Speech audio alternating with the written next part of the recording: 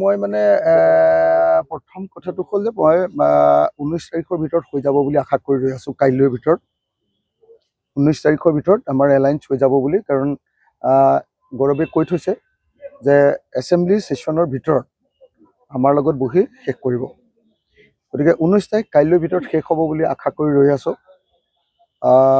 আশা কৰিম যে কাইলৈৰ ভিতৰত তেখেতসকলে আলোচনা কৰি বুজাবুজি কৰি শেষ কৰিব। সেইবিলাকতো মই নাজানো। তেওঁলোকৰ ৰাজ্যসভা নিৰ্বাচনত মানে দুইটা পাৰ্টিৰ পৰাই অলপ গণ্ডগোল কৰিছিলে, সেইটো হয়। আৰু ৰাষ্ট্ৰপতি নিৰ্বাচনততো আৰু দুইটা পাৰ্টিৰে গতিকে দুইটা পাৰ্টিৰে আছিলে, সেইটো তেওঁলোকৰ দুইটা পাৰ্টিৰে গণ্ডগোল আছিলে। অকল এটা পাৰ্টিৰ গাত দুখ দি লাভ নাই, দুইটা পাৰ্টিয়ে গণ্ডগোল কৰিছিলে। কিন্তু মানে ভূপেন বৰাৰ এই যিটো পতন,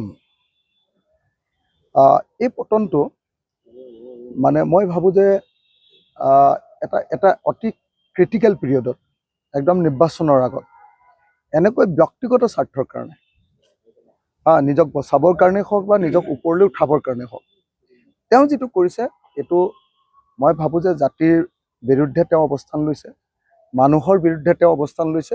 আৰু সেইকাৰণে ভূপেন বৰাৰ এতিয়া মোৰ কাৰণে ইডিঅ'লজিকেলি আৰু তেওঁ জীয়াই থকা নাই। He is a dead body in ideological terms, he is a dead body. আপোনালোকে নিশ্চয় জানে যে কংগ্ৰেছে সেইটো তেওঁলোকৰ হাইকমাণ্ডে কোৱাৰ কাৰণে কৰিছে, সেইটোতো কৰিবই লাগিব তেওঁলোকৰ পাৰ্টিৰ পৰা মানুহ ওলাই গ'লে। কিন্তু নিয়ম বুলি এটাতো বস্তু আছে ন, আইন অনুসৰিহে বস্তুটো হ'ব।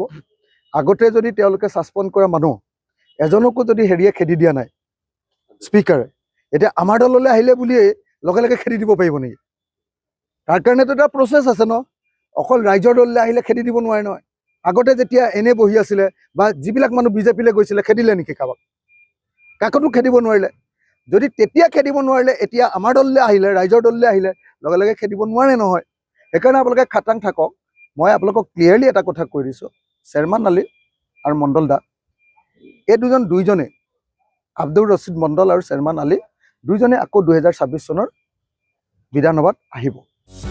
যিকোনো খবৰৰ বাবে যোগাযোগ কৰক আমাৰ এই নম্বৰত 9181 307 2221।